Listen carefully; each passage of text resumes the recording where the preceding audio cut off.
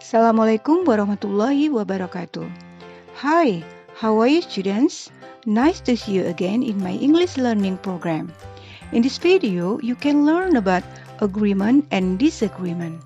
Pada video kali ini, kalian akan dapat mempelajari berbagai macam ungkapan terkait dengan persetujuan dan tidak persetujuan. Are you ready? Okay, don't forget to prepare your notebook and make a note. Let's start.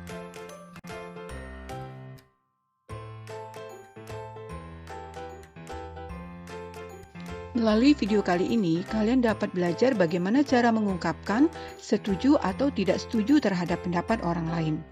Agree or disagree. Mengapa? Nah, setiap orang pasti memiliki pendapat atau ide cemerlang masing-masing kan? Bisa sama atau berbeda dengan kita. Oleh sebab itu, saat kita memiliki ide atau pendapat, kita perlu berdiskusi atau bertanya dengan orang lain. Apakah mereka setuju atau tidak setuju dengan pendapat kita? Dalam bahasa Inggris, hal ini biasa disebut dengan agreement untuk persetujuan dan disagreement untuk ketidaksetujuan.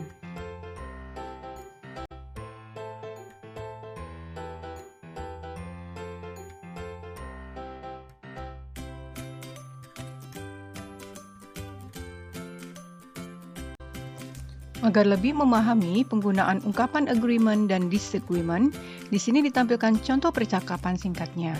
So, langsung aja yuk kita simak. Listen carefully. There are two boys talking about the use of cell phone. They are Dayu and Rino.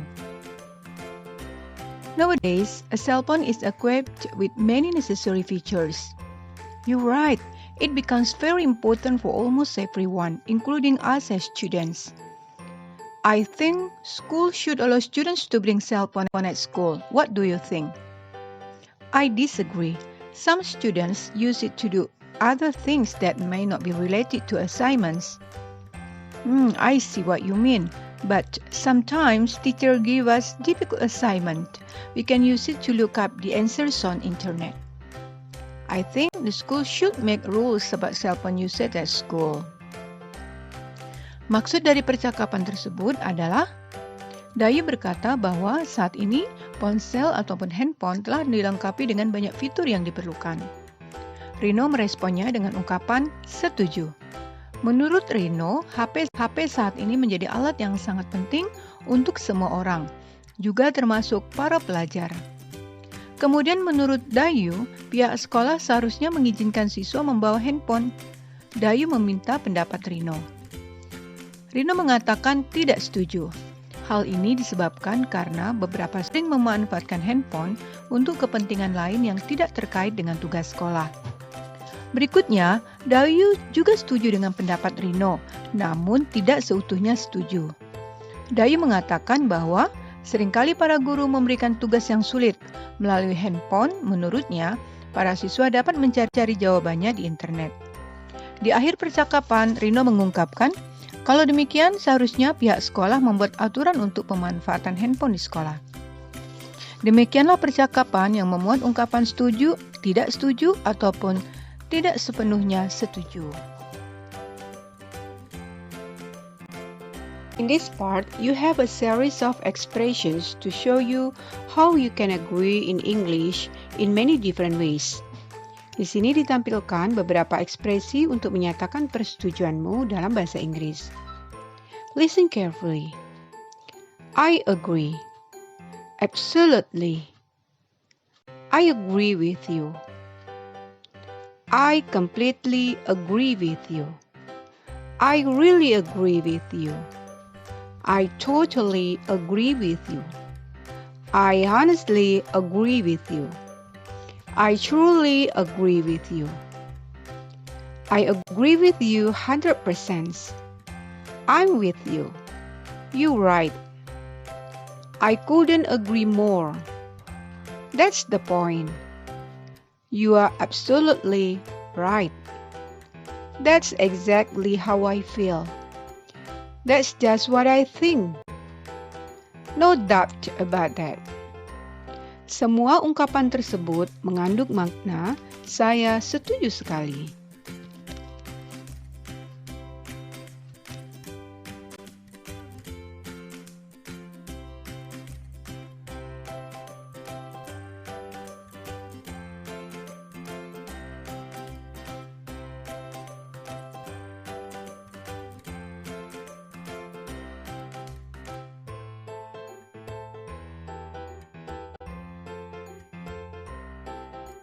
Sometimes we can use some expressions to say that we agree, but not completely 100% agree.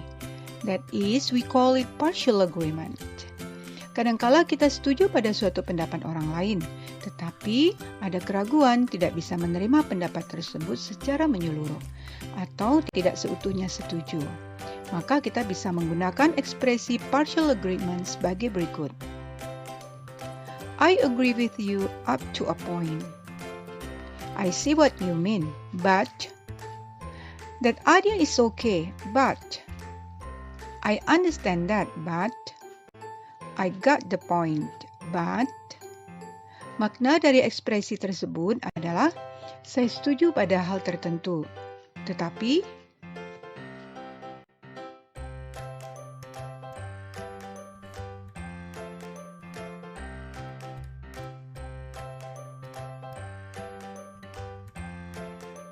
now we will take a look at some disagreement expressions.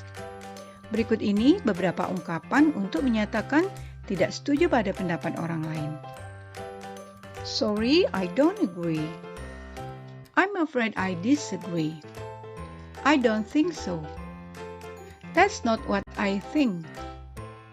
I cannot agree with your idea. I don't think you're right. I have different opinion with you. I don't share your view. I think otherwise. I take a different view. Makna dari ungkapan tersebut adalah saya tidak setuju. Kemudian, untuk meyakinkan orang yang mendengar, kita bisa menambahkan alasan ketidaksetujuan tersebut.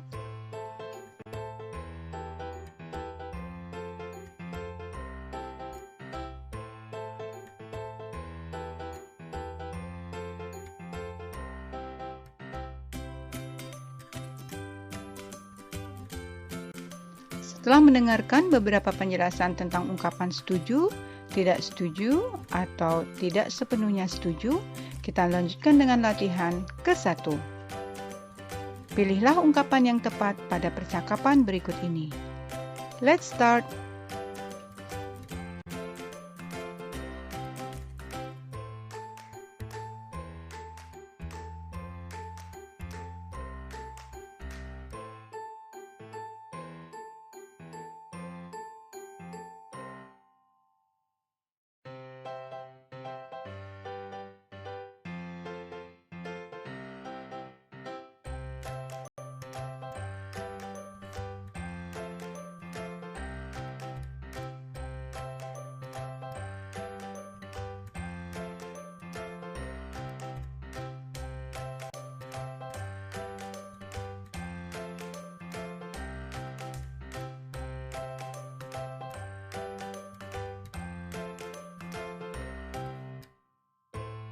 Berikutnya adalah latihan kedua.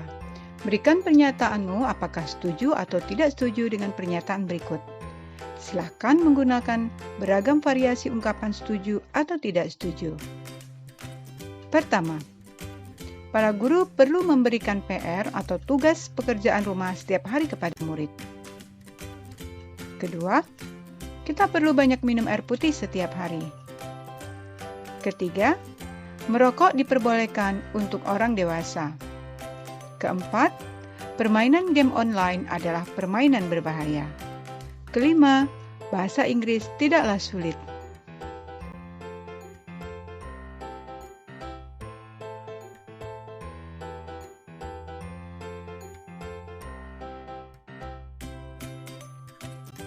Pada latihan ketiga ini dibahas cara mengajukan pertanyaan untuk meminta pendapat orang lain. Do you agree? Apakah kamu setuju? What do you think? Apa pendapatmu? What's your idea? Apa idemu? What are your thoughts on all of this? Apa yang ada dalam pikiranmu tentang hal ini? Do you have anything to say about this? Apakah ada yang ingin disampaikan tentang hal ini? Now, let's practice.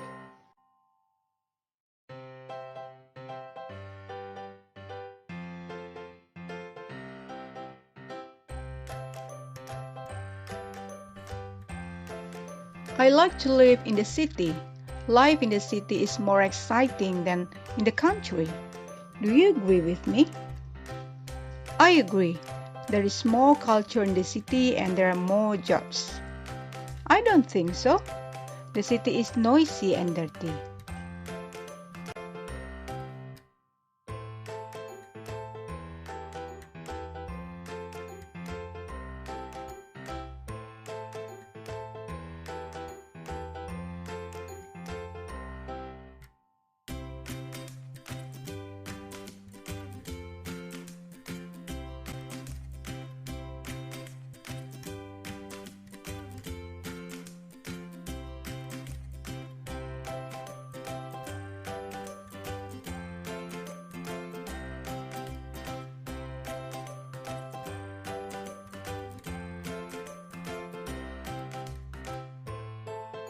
That's all the explanations about agreement and disagreements.